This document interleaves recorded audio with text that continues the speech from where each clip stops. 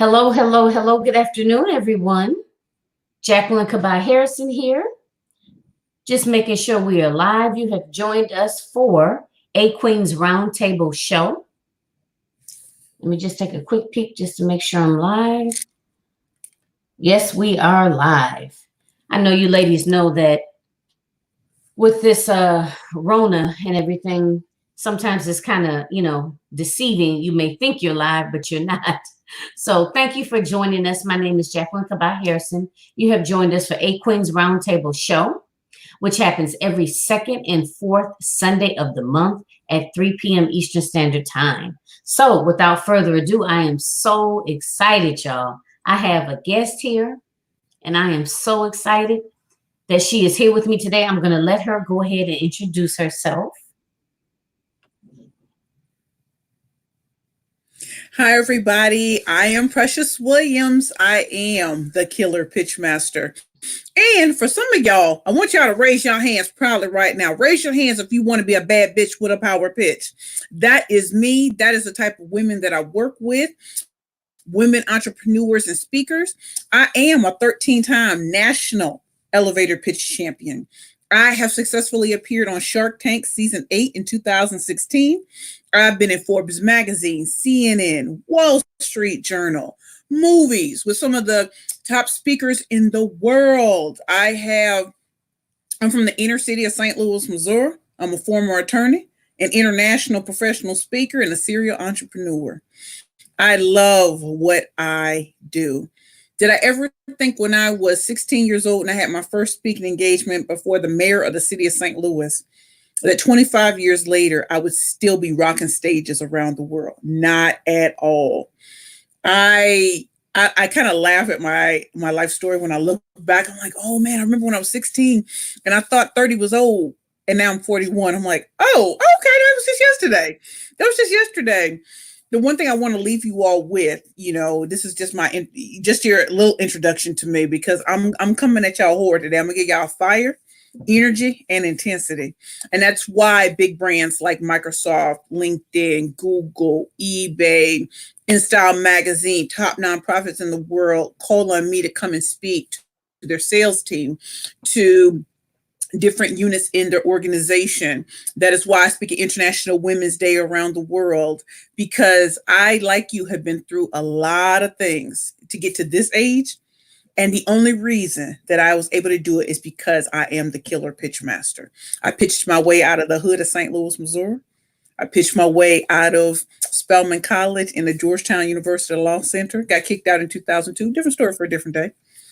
Pitched my way into Rutgers. And I've always had full scholarships. And then I pitched myself on national television and went from having negative $400 in my bank account to $500,000. So when I tell you I'm the pitch master, I can teach you the art and the science of the killer elevator, media, investor, and speaker pitch. And that's me, Precious Williams, Killerpitchmaster. Wow. Oh, I didn't realize you had a law background, girl. Yeah, and most people don't. Most people don't, because I don't talk about it. But, I am about that life, though. Okay. So I was going to ask you, how did you, so I knew, from watching your lives and your posts that you're in Brooklyn now, correct? I'm in Brooklyn, yes. Midwood, okay. Brooklyn. So, and you're born and raised in Missouri? No, I was born in Fort Knox, Kentucky. My parents were both in the Army. And my mother is from Birmingham, Alabama, and my father's from St. Louis, Missouri. So whenever they did whatever they did in Fort Knox, Kentucky, they went back to St. Louis, and that's where I was raised. Okay, because I was gonna say I thought that I heard a little bit of a Southern accent. Oh, you do. You hear Midwestern / Southern, because I went to school in Atlanta, Georgia. I went to Spelman. And so that kind of changed it up a bit. And, when I go home, which is very infrequently, but whenever I go back to St. Louis, they're like, oh, you sound like a New Yorker. I'm like, let me tell you something about New York people. They can smell me a mile away. They're like, you move like one, your attitude is like one, but your voice tells you you're not from here. Right. Yeah. Well, let me just acknowledge a couple of individuals here. Miss Lanita, thank you so much for joining. And Miss Tonithia, Thank you so much for joining, my dear. And then we got my girl Mia, who is actually a New Yorker, and she put down. She said her old stumping ground. Hi. So let me just kind of Yes, join in yes, there for a yes. minute because I'm born and raised in Michigan, and I went to Clark Atlanta You know what? I University. spent time in Michigan too. Oh, okay. Clark, Atlanta. I'll find a way to make one. Yeah, so Clark Atlanta. And what else I was going to tell you? Oh, yeah. And I lived in Brooklyn actually for 10 years from like 2005 to 2015. Then I relocated back to Michigan. Wow. Okay. Yeah, then I relocated back to Michigan. And not necessarily because I didn't love it there. I did. It's just that I had a child and the cost of living was just too ridiculous. Mm. It's real in these streets. It's real in these It's streets. real. It's real. I'm just looking at our picture. Ladies, let me know. Can you hear both of us okay? Because it kind of seems like we're sticking. So just let me know. Because I try to watch it as we're going along. And I just want to make sure. So, okay. So let me know, ladies. Oh, Mia, you said that you can hear us. Oh, no, I don't think you're talking about that. Okay. So let me know, ladies, if you can hear us okay. All right. So that is so exciting. Wow. Okay. So I can't wait. Okay. So she says she can hear us. Okay, good. So I don't even know where to start. I don't even know where to start. Okay. So, so tell us a little bit about how you grew up. Like, are you from a large family? Are you from a family of entrepreneurs? No. I am from, I guess you could say we have a large family. I just don't really know my family that well. I grew up with a very abusive mother and a father who was a drug addict. So that's a very dangerous combination for a child. I used to be so jealous of my cousins because they grew up with their moms and their dads, and I didn't. You know, my mother used to beat me. My mother used to, just tell me horrible things about me. I wish you were never born and stuff like that. So when people ask me family questions, it's always hard for me to figure out what to really say. My mother kicked me out on November 18th, 1991. Naked, bleeding, tried to beat me to death. And I was sent to go live with my father, who was a drug addict. And that's not a great combination for a young person.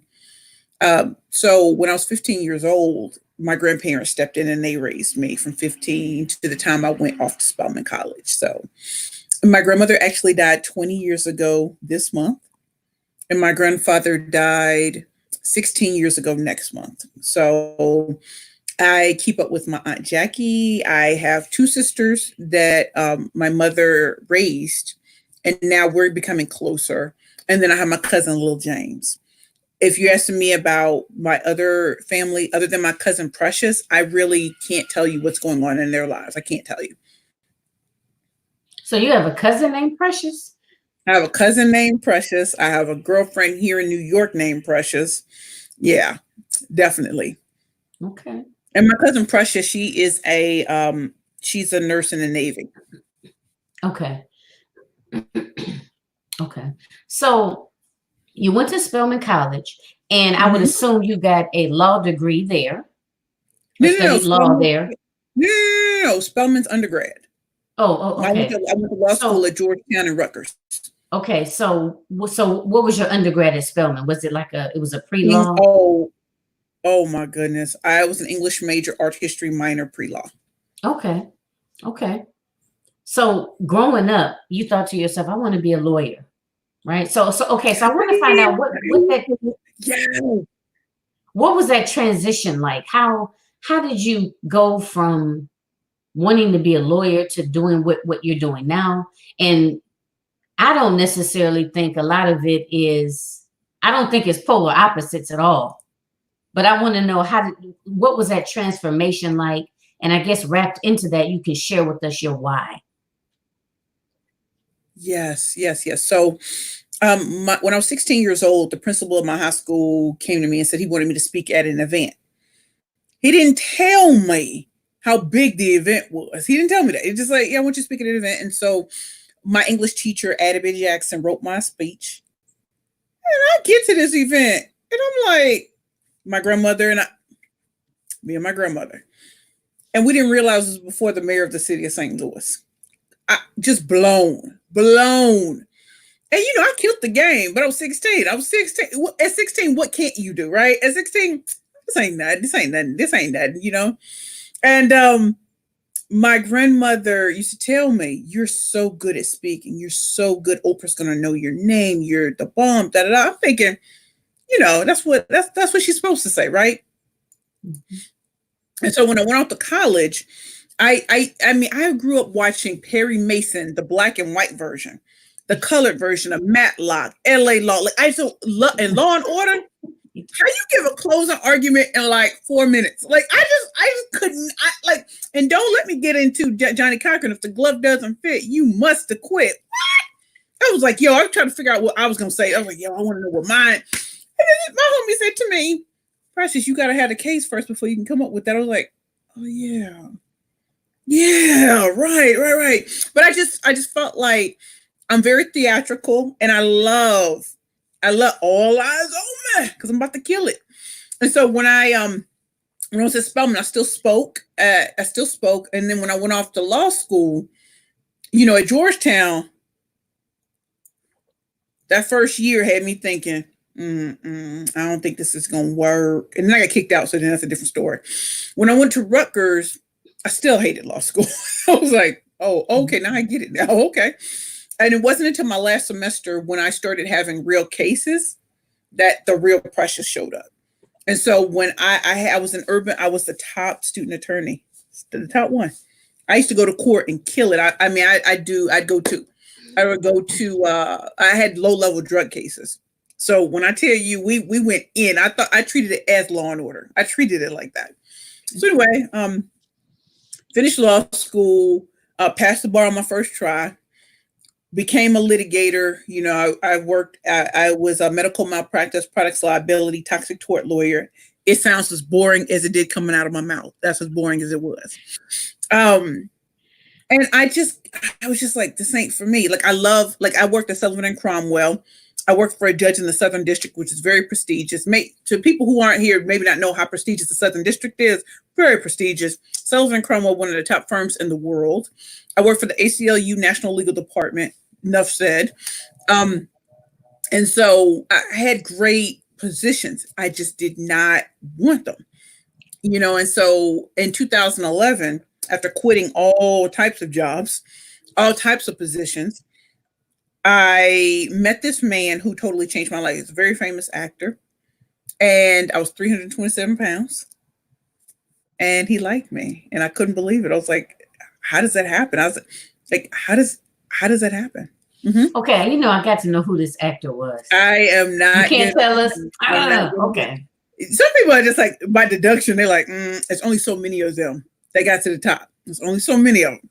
But anyway, he's deceased now. So that makes the thing so much easier. But and I wanted to start a company called Curvy Girls Lingerie. And no, I don't have a design background. Nope, I don't know how to sew. Nope, all I knew is that's what I wanted to do. It's like God breathed it into me, and he speaks to me in visions. And I was like, okay, that's what I'm going to do. So I told my girlfriends, I'm something Curvy Girls Lingerie. And they're like, I said, I'm going to be on television. Precious, you fat. Precious, you big. You're pretty, though, but you're big. Like, they don't want to let you get on television.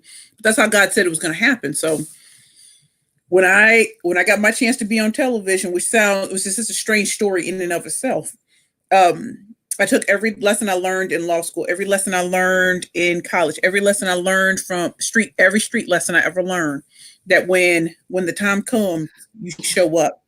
And so when the producers allowed me to pitch, that's exactly what I did. And I turned it into a television opportunity, which turned it into a multiple six-figure company, from someone who still doesn't have a design background, someone who still doesn't know how to sew. But I knew that there were over 40 million women just like me in the United States who all want pretty underwear.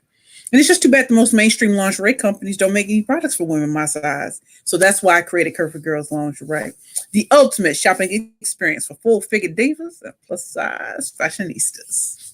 Okay. And that was in what year again? 2011. 2011. Okay. All right. So far we got practicing law. Mm-hmm. You were good at it. You was, I was killing really, the game. I was yeah, killing the right. game. You were killing the game, but you weren't really feeling it like that.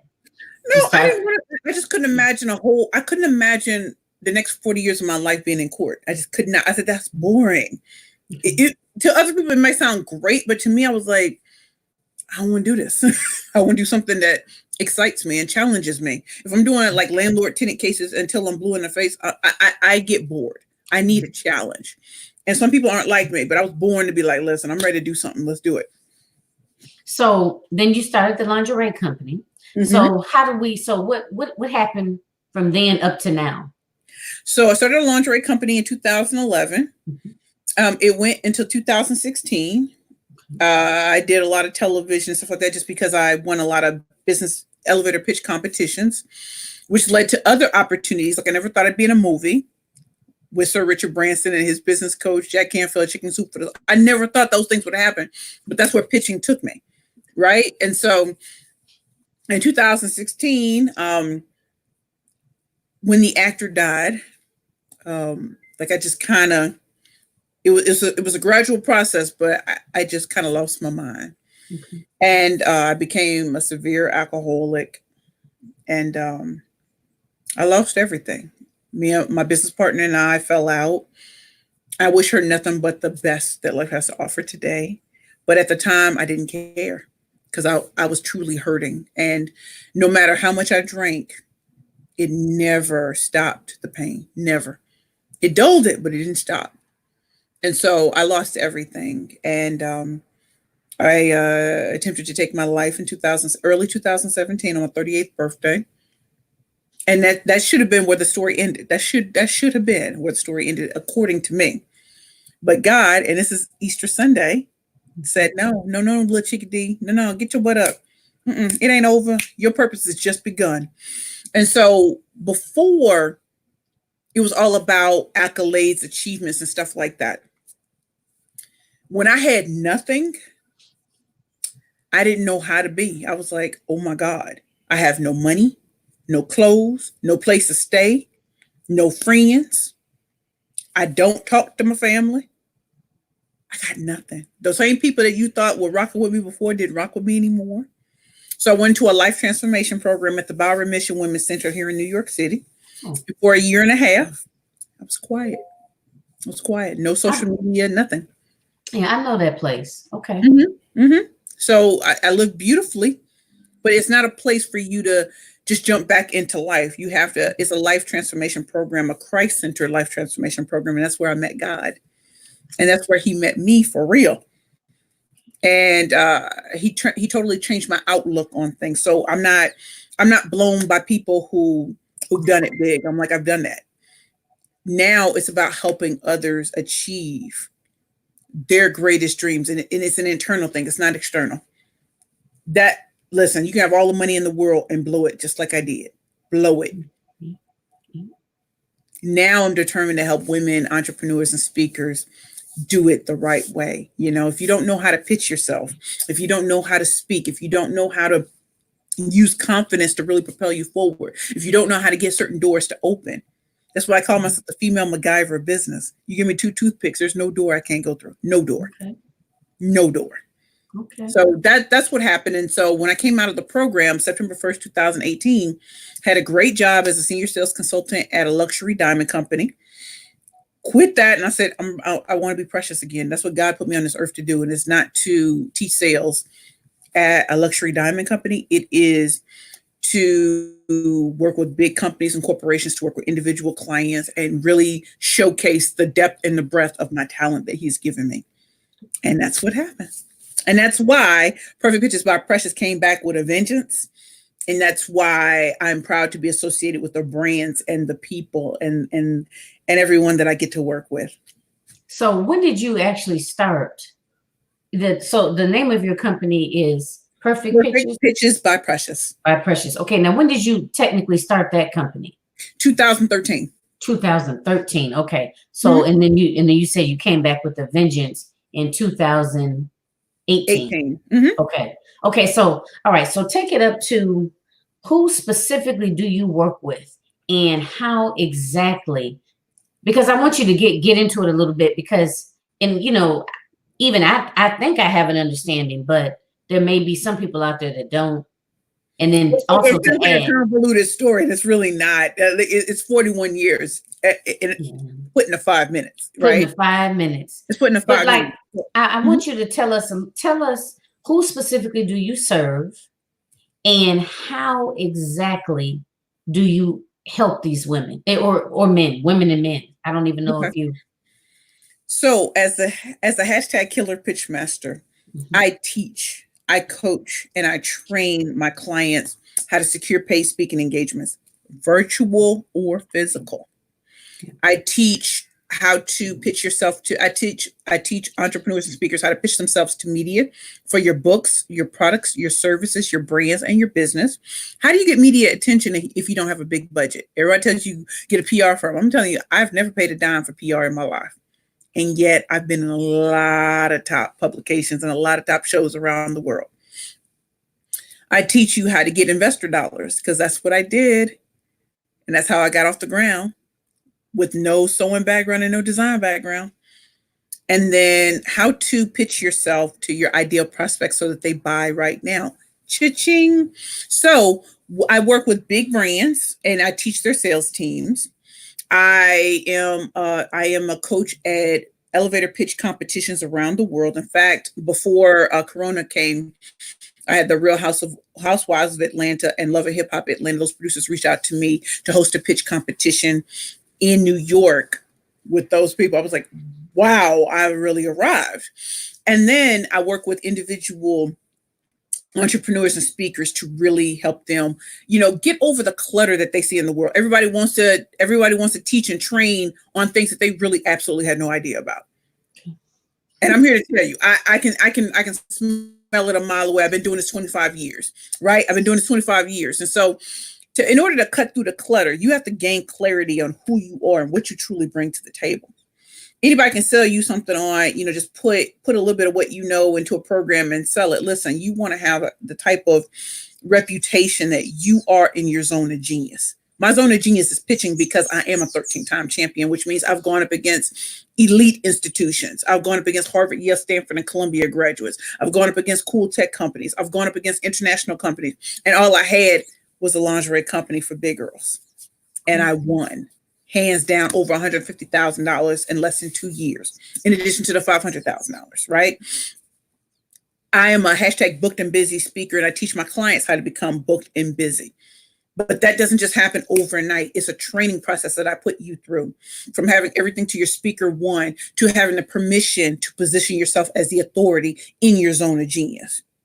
How do you get investor dollars? Most people don't know how. They'll go on Google and put a pitch together, and I'm like, you're going to get laughed out of the room. You have no idea how to really speak the language that investors, whether you want angel investors, VCs, there's a process to that. And then again, what if you want people just to buy your book? How do you speak to them in a way that gets people to really be interested? When I came out with Bad Bitches and Power Pitches for women entrepreneurs and speakers only, the thing that I kept hearing, especially from people who look like me, was about respectability politics. This shouldn't be the title. Oh, you know what? Yeah, Art I of was the gonna ask you. killer pitch. And I'm like, okay. First of all, I'm different. And I will never do what the majority of people are going to do. I'm never going to do that. And so in working with me, one of the things you see about me is that I work very, very differently. The people that you respect the most is because they've done different things from most, right? They've done things differently. If you respect Mark Zuckerberg, Bill Gates, Beyonce, Jay-Z, Barack Obama, they did things that people said would be crazy, and yet they did it anyway because they knew that difference is what sets you apart. I didn't become a champion by looking like anybody else. In fact, I changed my hair up every day. Wrote this book that nobody said, that people said, that certain people said, well, no one would ever buy. And when Forbes magazine wrote about it, they were like, how the hell did you get in a Forbes magazine? I'm like, you said nobody would buy it. And they did. It's because I am who I say I am, and this is my zone of genius. It's not urban lit. It truly teaches you how to pitch. And so overall, when you're working with me, you're getting the real me. And I'm going to teach you how to win at pitching and public speaking and how to set yourself apart from a crowded marketplace. And right now, everyone wants to write a book. Everybody wants to put something out there. Everybody wants to do that. I'm cool with all of that. I still made it. And I was homeless 3 years ago. And less than a year and a half later, I had a #1 best-selling book. I can do it, and you can too. I love it. You know what? And the thing is, so ladies, if there's, people that like you said, you have to be an entrepreneur, right? Yeah. You have to pitch yourself, so to speak, or sell yourself. Yep. So anybody who is writing a book, and I know I'm a part of a book collaboration right now, and that's a lot of what obviously you write a book, but you have to sell that book. You have to make people feel like they got to get this book. Yes. You know what I mean? And then I guess you have individuals like you mentioned about sponsors. And I know as business owners, we all want sponsors. So this is all like really coming into perspective now. And I kind of had a feel prior, but I'm pretty sure, this is just as informative for me as it is for other people. So you basically help people, and this is just me paraphrasing, help them sell themselves. Yes. Yes, okay, I do help them sell. I do help them sell themselves. And the thing about me and a lot of really great coaches is I don't accept everyone who wants to work with me. No, because some people aren't ready. Some people can tell you they're ready, and I'm looking like you're not. Yeah, you're not ready. If you want to do what everybody else is doing, then you need to go with someone else. I'm not that person, because I'm gonna tell you how to do things differently, and I'm gonna teach you how to really stand out. And you know what? I just want to. I'm only doing that not to be funny, but just so we don't, overlap. Because I know it's a little bit of a lag. But ladies that joined us, let me acknowledge you. Thank you so much, Miss Trinette. I believe is how you pronounce your name. Please, thank you so much for joining. Please, ladies, let us know if at any time you can't hear us. So I wanted to say, oh my God, what was I going to say? I'm telling you, I'll be having these senior moments. Girl, me too. I'm 41. I'll be like, dang, I had a thought. It reminds me of Stephen Furtick. I had a thought.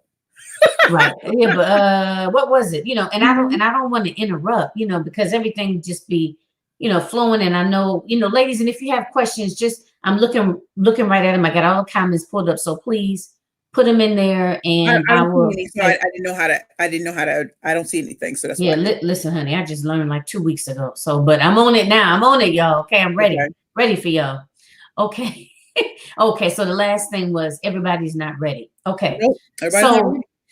And the thing of it is, I know that's something that we all go through as coaches and consultants. People saying they're ready, right? But really not being ready. So, so I know that's the very last thing that you left off on. But this, I just remember my thoughts. So I want to say it before I forget. How you talked about your approach, about how people said, oh, you shouldn't let that be the title of your book and blah, blah, blah, blah, blah, right? And I think that, and I don't think I'm just speaking for myself, but I think as being an entrepreneur, and especially a newer, let's just say maybe 5 years and under, or maybe even some of us that may start our business, but we haven't really become comfortable in ourselves, right? Because that's really what it's about. You have to believe in yourself, right? And you got to be you. You just got to be you. Because the thing of it is, like, and I talk about this in some of my lives, is that, we have these mentors, we have these coaches that we follow, and, they're, I don't know, making all this money. They're on the radio, they're on TV, they got their own TV shows, so on and so forth. And I think it's kind of natural, for a lot of us to feel that we have to, in order to get that success, we have to emulate other people that we see that are successful.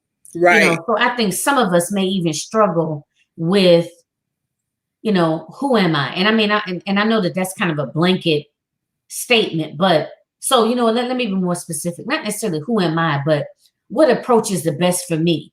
And sometimes that can be kind of scary for some people to put a title like that on the book. Because I have to admit, like when I first saw my first instinct was like, damn, you know what I mean? Like, and again, everybody's not necessarily like me, but when I look at that, I'm like, okay, she's confident in who she is. And you're right, that's going to appeal to some people, which is your people, your tribe. Mm-hmm. And then some people are going to be like, nah, I don't want to work with her. I don't like title of that book. And that's okay. You know what I'm saying? You have to get to a point where you have to understand that you're not going to be for everybody, because the only way you're only going to be effective for the right people. And you have to get to a point where you're okay with that. Exactly. So how did you get to that point where you just like, you know what, this is me. I'm out there. If you like it, you like it. If you don't, you don't. I'm so glad you asked that question. And I think that it truly comes back to the life transformation program that I was in. Now, was the purpose of my life transformation program to go against the grain? Not at all. Not at all. No, that was all about being a part of a community, all the women working together and stuff like that, right? But I tell this story a lot. I used to look out the window and cry because I would be like, I hope to one day get on stage again. And the staff was like, in order to graduate, you need a job and da-da-da. And I'm like, well, I don't want no job. I'm like Tommy L. Martin. Person ain't got no job. Like, I want no job. And I know how that sounds to certain people, but just hear me out, people. Hear me out. I wanted to work for myself again. I wanted to create my own legacy. And there's nothing wrong with working for other people if that's what you want to do. I'm just saying that wasn't working for me. And having quit every job I've ever had, it just didn't make sense anymore. Why am I fighting something? And God was telling me, you're coming again. Your time is coming.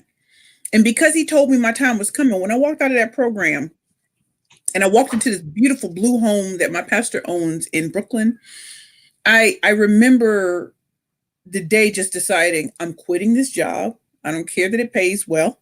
I'm out. And I knew it was coming. And when you know it, you know it. So I quit the job, told my pastor, I'm starting my own thing again. He was like, all right, cool. You think you can do it? I'm a rock with you. All right. And I started speaking in nonprofits, and then they started putting my services out there to Viacom and big corporations, and they started hearing me. And it wasn't my story I was telling, because I wasn't, because you're in certain situations you can't tell your story. It's really about business. Started doing that, and then started getting clients, and it just happened just like that. It's like God said, you follow my way, I got you. Now, have I had some silly situations happen? Of course. But I wasn't doing it for other people. I was doing it for him. And if he could take me out of homelessness and bring me back to six figures like that, what? And I didn't have to go into an open floor plan at a job. I didn't have to deal with coworkers I didn't like. I didn't have to deal with people I didn't want to deal with. What? You preaching to the choir right there. He did that. And so for 3 years, I thought about this title. When I first came up with it, people were like, just like, oh, that's a little too much. And then I would see people who didn't look like me would have titles like Go to F to Sleep or something like, and no one said anything. Nobody batted an eye. Nobody. Number one bestsellers and everything. And I'm thinking, but I actually know my stuff, right? I know my stuff. I'm like, I know. And I met with Sharon Monet, who is the CEO of Penn Legacy. I went to all of these big time publishing houses, didn't like the terms or anything like that. She said, rock with her. She was my book coach. And I said, this is what I want the title to be. She said, all right. No question. No, like, oh my God. She's like, it's going to sell. She said, you know who your tribe is. You know who your tribe is. And she said, you actually know who you are now. You didn't know who you were before. That's why people could sway you. So put the book out thinking, I'm going to sell 2 copies. That's what everybody's saying. Looking at this beautiful big billboard in Times Square with my book on it. Getting a call from Forbes magazine. And And I was not told that it was going to be a positive review. It was just like, whatever we say is whatever we say. I'm like, I don't care. I'm going to be in Forbes magazine. I don't care. You could say it's the most raggedy book of all time. I'm still in Forbes magazine. How about that? I was like, how many Black people get in Forbes magazine for their first book? Who does that, right? And so when the article came out and it said pitching is bitching, I was shocked. I said, they're cursing in Forbes. What? And when that article came out, even Sharon Monet was like, I'm stunned. Okay. And then, more orders came in. When it debuted at number 1, that's one thing. But to stay at number 1 and to have more people, and then conferences, Microsoft, like none of the big companies said, Precious, that title is just a little. No one said it. None of the big people said it. There was a speaker, one of the top speakers in the world, who did call me and say, I need you to change the title so that I can sell this to government. I called my girl Sharon, and she's like, did you write it for government? Doesn't matter. And so truly getting comfortable with who God made me to be, that's what changed everything. I didn't do it for likes. I don't do it for vanity metrics. I did it because there are women who are unapologetic. There are women who are tired of playing by the rules. There are women who are tired of what society is saying, and they want to march to the beat of their own drum. And since I'm a different type of chick, I wrote it for us. Come what may. I know. Just that whole piece about, and I know we kind of gotta move it on because I want you to get into your topic, but that whole piece about, I mean, there's some commonalities that always come up during every interview, and that whole piece about dancing to the beat of your own drum is huge, and especially for us as women, us as African American women, it's this constant thing of just getting rid of all of everybody else's expectations, and it just coming down to us. Yes. You know what I mean? And doing for us and being happy with us, and this all of this talk that we're doing about the title and how you're doing it for you, and you have to believe in yourself. This comes up over and over again, and it's so important for people to know. You know what I mean? Even if other people don't believe in you or don't think you have this, and I'm sorry, I just keep looking to the side because my son's getting a little anxious. But I understand. I'm with all that. For those of you that don't have a lot of support, you just have to believe in yourself. You know what I mean? You have to believe in what it is that you want to do, and you have to just hold on to that belief, no matter how many. How long it takes. Maybe, if people aren't recognizing you right away, if, you're getting all of this negative feedback, you still just have to hold on to your truth and be who you are and just trust in yourself and in God that it's going to manifest. You know what I mean? So you are a great inspiration. I mean, to me, and I'm sure to everybody that comes into contact with you. I thank you so much for saying that. And, I know we're going to talk about from despair to destiny. I just didn't know how much time we had. So to me, I take these and I want the conversation to go wherever it's going to go. Because if you learn nothing else from me, you people have already heard a little bit of the despair before we even got to destiny. They've already heard it. You know what I mean? They've already heard parts of it already. And so the thing is, as women, I was watching something last night on YouTube about the woman who started Black Girl Magic and how she was erased from the conversation. It was on For Harriet. And I was watching and I said, I learned some very important things, that when we talk about Black excellence, it's almost like talking about a very narrow niche, entertainment, that sort of thing. That's Black excellence. And I'm like, Black excellence comes in all forms of Black, all of it. When I was homeless, I still was the Killerpitchmaster, and I still was excellent. I just didn't have a home. Right.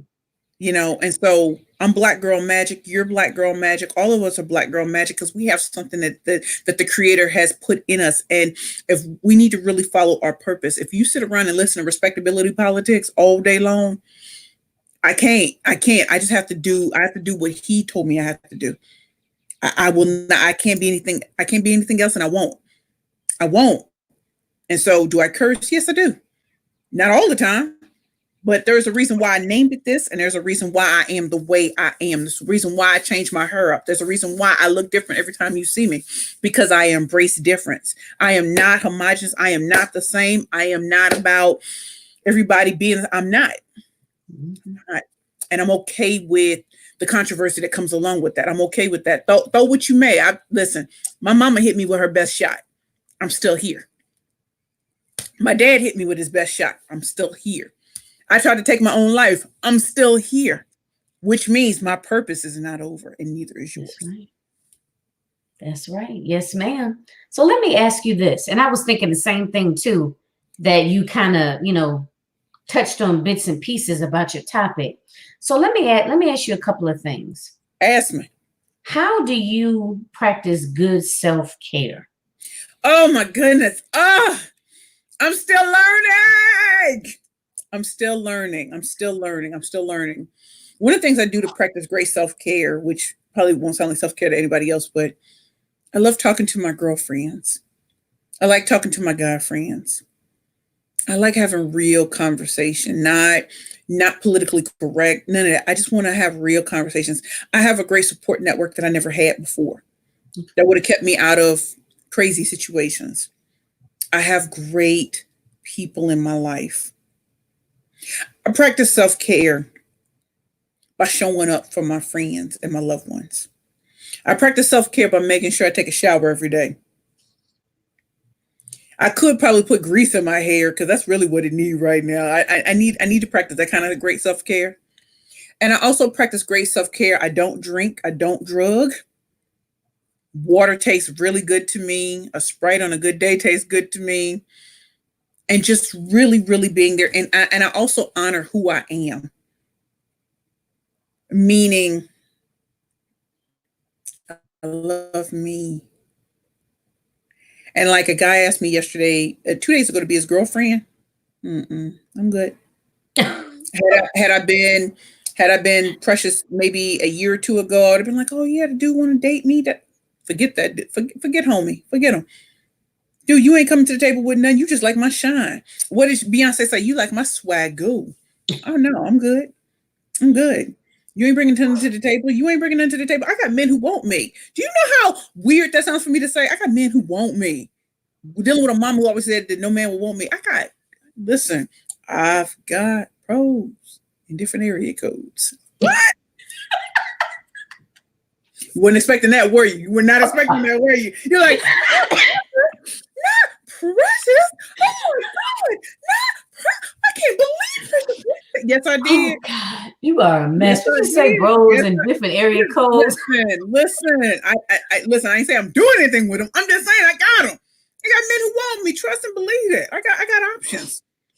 I got options. Don't ever think for a second, dude, you come to the table. Listen, I got some dudes that'll put you to shame. They in this entrepreneurial game. They got it going on. What? Don't let me drop names because it'd be a little too. It'd be like, because I used to think that all men wanted was like the Insta thoughts or the little Instagram chicks and the small weights and the thing. Listen, I'm not built like a Coke bottle. I'm not built like a refrigerator either. But you know what I mean? Like there are men who really want real women who come to the table and cute too and will rock with you. You heard? So anyway, long story short, what I'm saying is I practice self-care by acknowledging that I am not riffraff. I don't have to accept everything, and I won't. And it felt good to say to him, I don't trust you. I don't know what you bring to the table, and you just like my swagoo, I got you. No. You know what? I have to say, well, okay, a couple of things. I'm going to acknowledge. You're like, oh my God, Precious, why did you do that? No, this is good. I love it. So I like how you said part of practicing good self-care, right, is being who you are. You know what I mean? And it's Yeah. like, I don't know, that's really, really resonating with me right now. And I've never heard, I can honestly say I've never heard anybody, oh, I'm looking at one of the comments. I did too. Oh, It it keeps keeps freezing on her. freezing. I see it. I see it. Oh, Trinette. okay. All right. One of the things she said was that, the question was, how does she practice good self-care? And one of the things that, Our sister Tanisha's on it. She on it. oh, she said you might have to catch the replay. Okay. She on it. One of the things that really resonated with me was that by just being yourself. And you know what? And the thing of it is, when you're trying to be somebody, when you're trying to do for other people, and it could be trying to put up a front for somebody. Let's just say, now that you mentioned about, Bring it up. Bring it up. intimate relationships, right? Listen, There's a lot of women. There's a lot of women who pretend. Let me get my quotations in there. Pretend to have these perfect relationships for other folk, family members, friends, whomever, right? Right. And that weighs on you when you are pretending to be something that you're not. And I don't think a lot of people realize that. And I hadn't really thought about it until just now that you mentioned that.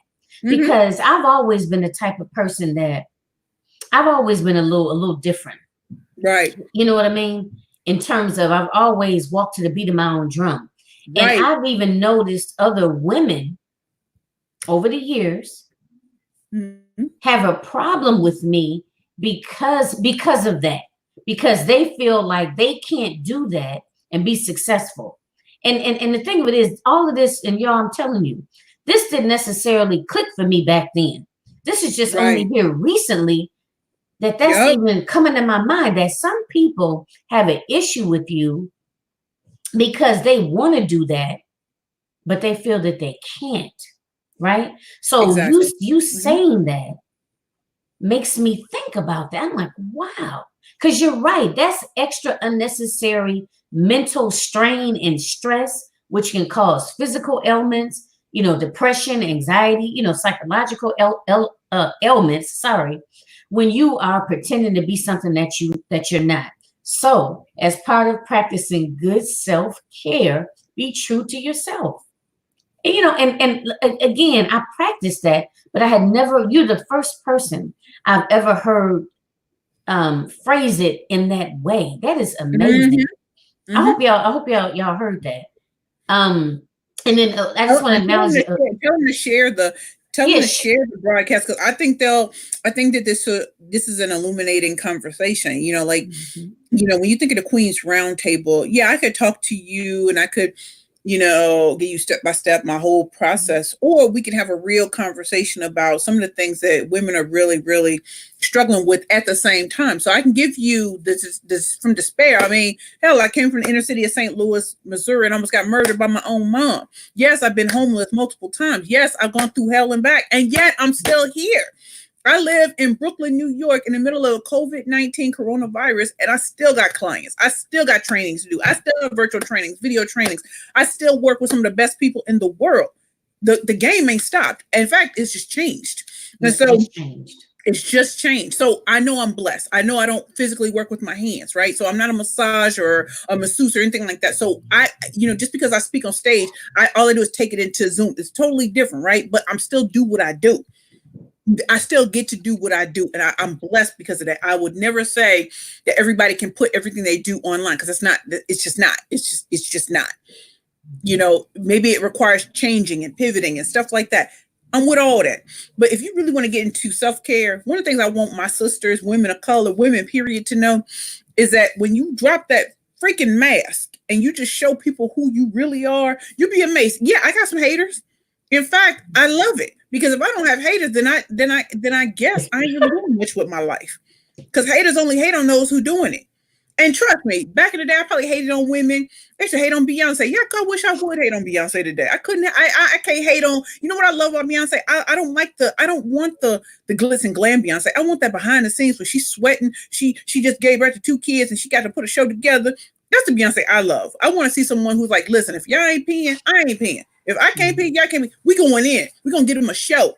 And that's how I feel when it comes to pitching. I'm going to give you a show. I'm going to showcase the best at what I am. I am the best in the world at what I do. And there's some people who be like, well, you were never, you didn't do Shark Tank. Baby, I did Shark Tank to prove to y'all that I could do it. I had them come to me. Trust and believe what I say. When you step into who you truly are, you, like the great Ty Goodwin always says this, when you step into your purpose, you finally allow another woman to step into hers. Until she sees you do it, she can't do it. Okay.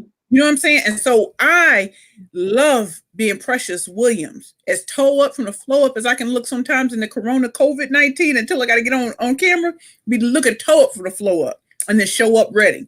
Right. And so if you're going to ask about self-care, you're going to ask about like women really getting together. And that's truly acknowledging that all of us are different. So if I can write this book, you can write a book, you can write a book, you can teach a thing, you can do. Yes, you can. Mm-hmm. Just do it the right way. Do it the right way according to you. You know what I'm saying? Because people can tell me all day, oh, Precious, but you never spoke on the same stage as Les Brown. Who said I needed to? All right. Who said you needed to? I'm Precious Williams. Mm-hmm. You don't know what my purpose on this earth is. You have no idea. Mm-hmm. So you focus on yours. I'm gonna focus on me, and that's what I'm saying. I like that. I'm killing the game. I ain't listen. I'm not Tony Robbins. I'm not Lisa Nichols. I wasn't in The Secret, but I know The Secret, and I live The Secret. And listen, I still have television networks still calling me today. Like, Precious, can we film you? And you listen, we can do whatever you want to do virtually. It is whatever. Mm-hmm. And I was told, I was often told, you'll never work in this town again. I've been here since 2008. It's 2020. I'm still working. You don't have a final say. He does. Right. I'm here to tell you. Lamar Tyler of TSP always says the gatekeepers are not the gatekeepers aren't the same. So if the gatekeepers aren't the same, don't you start trying to be a gatekeeper to another woman and to another man. You don't know them. So I'm gonna stop talking. I'm sorry. I'm on my soapbox. I'm on my thuggy right now. I'm sorry. No, I love it. I mean, I appreciate you just talking openly, and honestly. And we don't get enough of that in this world. We get a lot of theoretical, like I have to go to Harvard. Yes, listen. If you went there, I'm like Chris Brown. I'm with all of it. But just because I didn't, maybe I've met you in competition and I slaughtered you. I know who I am. Right. Because he built me a different type of way, which means that God gives his hardest battles to his strongest soldiers. The more that I've gone through, the stronger I've gotten. So when I tell you, whatever you've been through, that's you. I can tell you, I can survive Corona. I can survive COVID as long as it don't get in me, but I can survive this. Listen, if I got to go back to eating ramen noodles every day, done it before, can do it again. And I was saying that I appreciate you coming on the show, and I like how you're so down to earth, and I have to, I have to admit, you say what? People are usually surprised when they meet me. They're like, oh my God, you really are like that. I'm like, yeah, this is me. Well, you know what? And I have to say that I've done this for several years, with this platform. I've modified it a little bit, but for the most part, this is my platform, and I love bringing women together. I do a lot of online summits, and I enjoy the interviewing, and part of it is to be able to just talk about the good, bad, and the ugly, because like in this age, everybody shows up and it's like a quick snapshot online, like, oh, look at me, I'm depositing my $10,000 check. You know what I mean? And people think that everything is always good and the road is always easy. So I like to bring light that just because this is what's happening today. Well, what is today?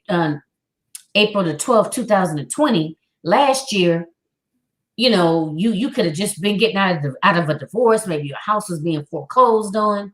You know what I mean? And that's to help inspire and encourage people, right? To continue to be great, right? To continue to have your vision and not to give up. So that's part of the purpose of this platform, right? So I appreciate you coming and just sharing openly and honestly. And then the other piece is that I can't stand fake and phony people. Some people present one way online, And then when you actually talk to them, it's like, who is this person? You know what I mean? So for me, that's very important to me at the fact that like to me, and I kind of already figured this, but like with you, it's like what you see is what you get. You know what I mean? And to me, when people have done enough inner work and they're comfortable with who they can show up as their true, authentic self, and you don't have to be hating on nobody, right? You know, in layman's terms, be hating on nobody because you know who you are and you know your power. And you having your power or someone else standing in their power don't have no impact on No impact. I'm sorry, now I got No impact. these kids calling. Has no impact on,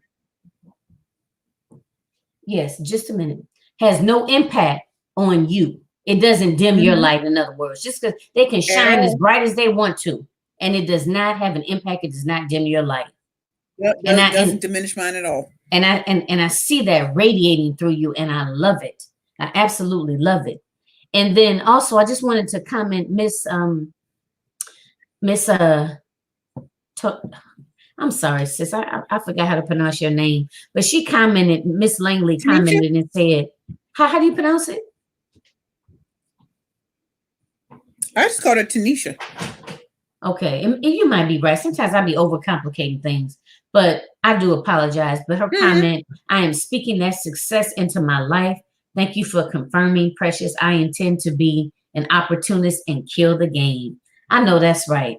Thank you Gotta so kill much it. for commenting. And Miss Trinette, I hope you're still with us, or if you're not, then yes, please catch the replay. And like Precious said earlier, ladies, please tag another coach and share the broadcast out so some other sisters that may have missed it can be inspired. Okay, so go ahead. I just wanted to say those couple things, but go ahead and say what did you want to add something or oh, she's still here. Good. Yay. Okay. Go ahead. Yep, she's still here. Yes. So I didn't know how long this went to because I didn't know if it goes to 4:30. I know. You know what? It usually I tell people to allow an hour. So I would say maybe another 10 Okay, minutes, 10, yeah, because I don't want you to, I want you us to that's still, fine. because we are flowing, but I still want to make sure that you're able to let them know how to get a hold of you. You talk to them, I know a little bit about the book and any other programs or anything that you have coming up. Like, do you work with people in a group or I mean Yes, yes, yes. coaching I programs in a group? definitely I do. I do. So I Okay. have a new pitching and speaking program together called Permission to Position. And it's all about teaching you, what you're going to need to really get off the ground as a speaker, but also position yourself as the authority. It also has a mindset component because a lot of us are infected with the mindset that you have to have this, that, and the other, this degree, you're overcoming your past. I'm like, listen, all of that doesn't matter, but we need to deal with your mindset too. So what I'm doing is really teaching you how to give yourself permission to position yourself as the speaker that you want to be. And I am the Killer Pitch Master, and I'm still internationally. I'm an international woman of mystery, international. And I was told I would never speak in New York or anywhere else again, and I'm still here. And I've been talked to some of the top people, and I'm like, I'm still here because Right. I gave myself permission to position myself, right?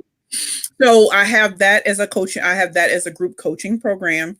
I teach the killer pitch and introduction. So if you just really want to know how to pitch your book, your brand, your business, your product or your service in a certain way, I do have the killer pitch and introduction. So that I create 3 different pitches for you, but I also train you on how to pitch. So I'll write the pitch for you, but teach you how I will train you on how to say it. So if you need a 30-second pitch, a 90-second pitch, if you need a written pitch, like all of that is taken care of in the killer pitch and introduction. I have my book, Bad Bitches and Power Pitches, and that's on Amazon right now. It's also on my website. So there's Permission to Position. There is the Killer Pitch and Introduction.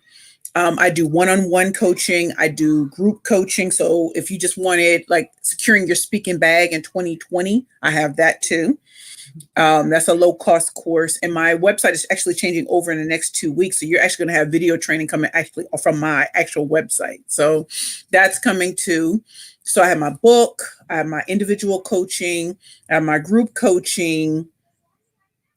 And I'm also doing some trainings with Glenetta, who is a media person out of Atlanta, Georgia. And we're going to be teaching about how to get paid speaking opportunities. I'm going to put that on my social media tomorrow, actually tomorrow. So for $25, $35, you get to hear the best tell you how to get paid speaking engagements. If you want to enroll in our coaching services after that, that's fine too. It's so weird. You know, when you're having a good conversation and then you start talking about your products and services, you almost feel like, I don't even want to talk about that. I just kind of want to still want to be in the conversation. You know what I mean? But again, I want you all to know I'm not a hard salesperson at all. You either want it or you don't. Or you don't. And if you don't want it now, you may want it in the future. People still come back to me. But if you want someone who's been verified by LinkedIn, Google, Microsoft, that is I. And I did it by not kissing ass. I didn't drink the Kool-Aid of anybody else. I did it by sheer talent, force of will, and I gave myself the permission to position myself as the Killer Pitchmaster.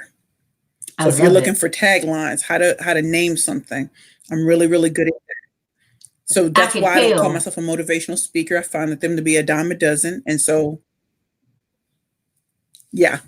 Okay, you know what? I hope they can still hear you kind of sticking a little bit on my end. Oh, okay. Oh, I know. I want to put your website in here.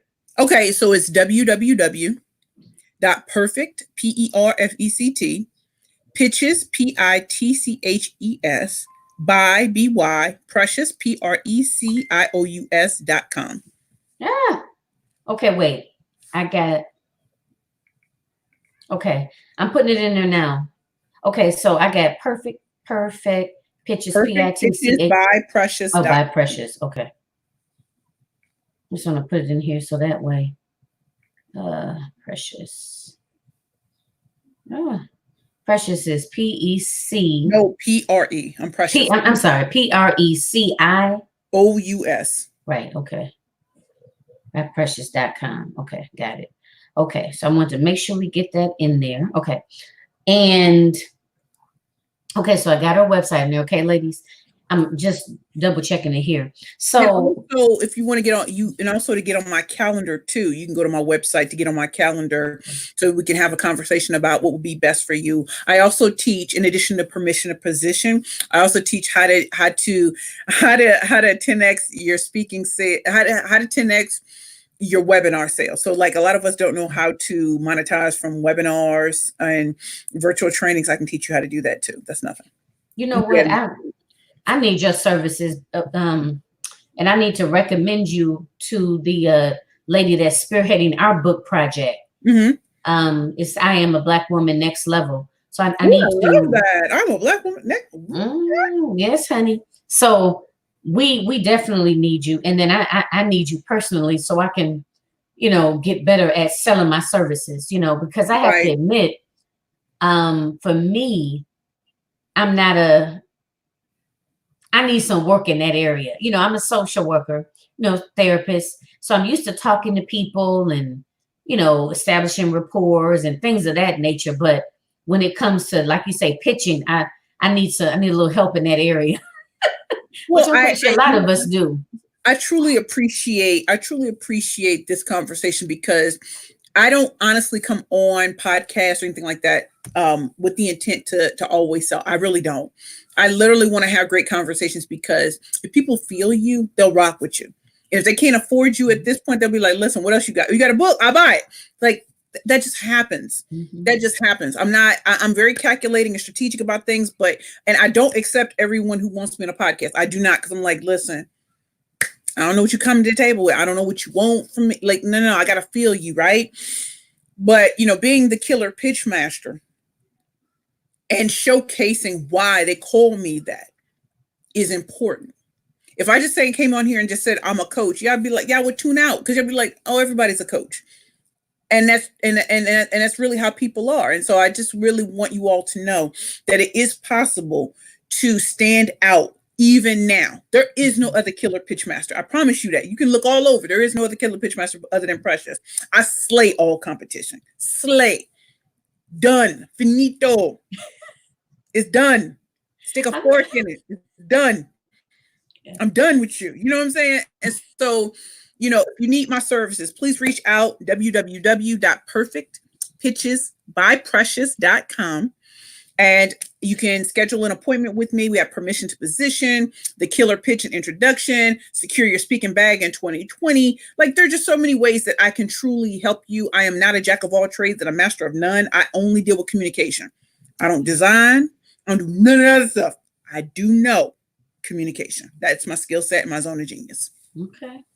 And I'm glad you mentioned that too, because, I'm big on that too. Because some people that have so many irons in the fire that when you talk to them, they do so many things. And I know I get confused. Like, so do I call you for this or do I call you for that? Or, Right. So that's why it's important. That's why, like I said, it's very important for you to be able to know who you really are. And if you don't know, that's why coming to someone like me, like a lot of people who get on the phone with me, oh, I should know this. And I'm like, why should you? Why should you? Why would you go to a coach in the first place if you knew everything? You don't. And you know what? I mean, and I could tell that you're good at what you do because, or not only because of this, but like you said, when people hear coach, I think it's becoming, and this is a whole nother subject. I know I'm supposed to be already know, girl. You wrapping up. I know. You already know. We right there. You already know. And so I'm listening to you and I'm like, okay, because when you said that name, what is it? Permission to position? I said, what? Get it I mean, but you know what? I have to. In your mind, I play no games. But I mean, and that in itself is so important because people will see that title and they'll stop and be like, let me see what this is. You know what I'm saying? And I hadn't even really thought about that. And you're right. And a lot of times, not everybody, but a lot of times people may kind of tune out when they hear coach because of the fact that everybody is coach this and coach that. And you know what I mean? And so a lot of that is very important, in terms of how what you name it. You know what I mean? To get, or just like with your book. And even if somebody may not like the language, I bet you a lot of them would be like, I'm interested in that. I want to see what she got to say. You know what's even been funny? I've had women say, I would never buy your book. We'll go buy it. And go buy it. After hearing everybody talk about it, we'll go buy it and say, wow, it wasn't what I thought. I thought it was something horrible, and it really, really wasn't. And that made me feel so good. I said, I'm so glad that you still thought enough of me to say, but that ain't, I'm gonna check her out. Because you know what? Because I think a lot of people would say, damn, you know what I mean? Even though they might not speak like that, because I know that because I know a lot of women, and especially, they're very religious and even some spiritual women, they don't curse. And they see that as something bad. I can go either way. You know what I'm saying? Like I'm not offended by that. You know what I mean? Because I understand people people need to express themselves however they feel like expressing themselves. Right.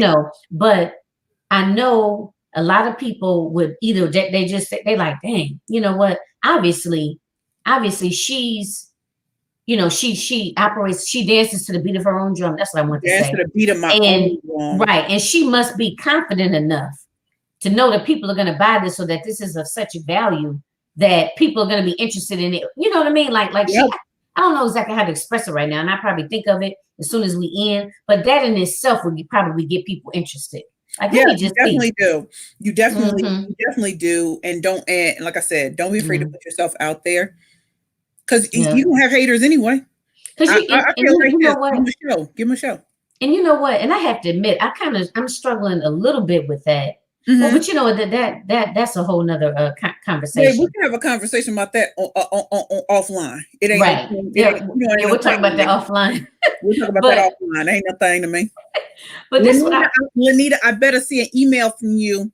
You need my services. I better see one from you. Trinette, I'd love to see something from you. Tonisha, I'd like to We're see gonna something call from y'all right you. on out. I'm calling you out. And it's cool though. It's cool though. My book is still available.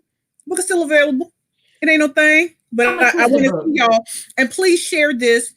Please share this session with your peeps, because I think that there are a lot of things that came out of here that maybe y'all weren't expecting. Maybe y'all were expecting someone to get up and give a whole speech on such and such and such and such. And I could do that, but that's not what I was feeling today. God be letting me know what time it is. Be like, no, they just want the real now. They don't want a whole listen, they can get that on the phone, they can get that in training. What they really want today is to have a real conversation about real things happening, even in Corona, COVID-19, that people, you have the permission to position yourself. You really do. And if I can show you how to do that, it's yeah, let's do it. Let's do it. Because you have the permission. God, that dash between the day you enter this earth to the time you leave. Let's make it count. That dash. Okay. Make it count. Permission to position. Let's do it. Yeah, I got that. I like that. So you know what? So let's leave on the note of. Yeah, leave on this note. And this is a pretty basic, typical question, but I know you're gonna, take it somewhere. I'm excited. But the last question is, what advice would you give to a younger version of yourself? When I say that's one of the dopest questions I've ever heard, that's dope. I would to Little Precious. Little Precious. The Little Precious. Fortune favors the bold. I say it all the time. Fortune favors the bold. Boldly go in the pursuit of your dreams. Okay. You're going to have a whole world that's going to come against you in the beginning. And by the time it's over, they'll be at your feet because you did something that most people cannot do. March to the beat of your own drum. In the beginning, you will always have people who will tell you you're to this, to that, to this, to that. And then when you become that success, because you listen to him, they can hate you, but they will always respect you. And I used to say this, go big or go home. What's the point of going after your dreams if someone can easily just come in and just say it'll never happen? The best things in life were not easy, and the things that were easy weren't worth it. Okay. So I've been to hell and back. I've enjoyed this ride. Even today, and you will encounter a whole lot of things on your way, Little Precious. But as long as you stick with him, and because he rose, you can rise too. And you will be a phoenix. And that every man that comes across your path is not good for you. And that you're a diamond. And diamonds shine no matter what. And if you shining too bright for someone else, they're not meant to be in your orbit. And last but not least, themselves. You went out do it a for minute. Those who can't do it for them. I said, do it for those who can't do it for themselves. So for all the little girls out there who don't want to be the Insta thoughts, who don't want to be what the world tells them to be, you keep going, because you'll give them an alternative that they can really rock with.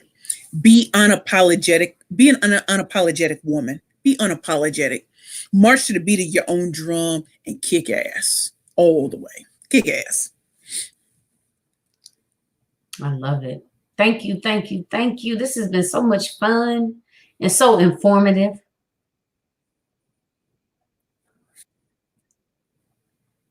I could tell Miss Jacqueline was not expecting this conversation today. And I'm glad you weren't expecting that. I don't ever want to come and people expect the same thing for me. I never want that. Because once you start doing that, people are like,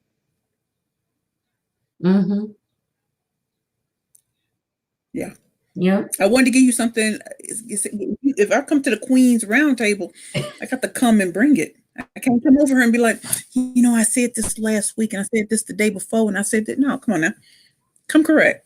Come correct. Yeah, well, you And brought I it. thank you all for I thank you for having the Queen's Roundtable. I thank you for all the women that, were listening today. And I hope that you all share this because some real nuggets of truth really came out. And like I said, if you can get on this round table, this is the round table to be at. I'm glad to be a part of the Queen's Roundtable. Thank you for having me. Thank you so much for coming on the show. And I had so much fun. You will definitely be hearing from me again in the future. All right. Okay, everybody. So her website is there. Check her out. And I'm going to get the book at some point. Definitely. I will. Mm-hmm. I sure will. All right. So everyone have a good afternoon. Again, this is A Queen's Roundtable Show, which happens every second and fourth Sunday of the month at 3 p.m. Eastern Standard Time. If you are interested in being a guest on the show, the link won't be, well, actually, yes, the link is in there. So if you're interested in being a guest on the show, the link is at the top of the video, as well as you can go to my business page or either to my regular Facebook page. Okay. And the link is there. So thank you everyone for joining us, and please be safe, stay safe. Okay. And Miss Precious, we will talk soon, and you have a good rest of the day. Okay. All right. See y'all later. All right. Bye.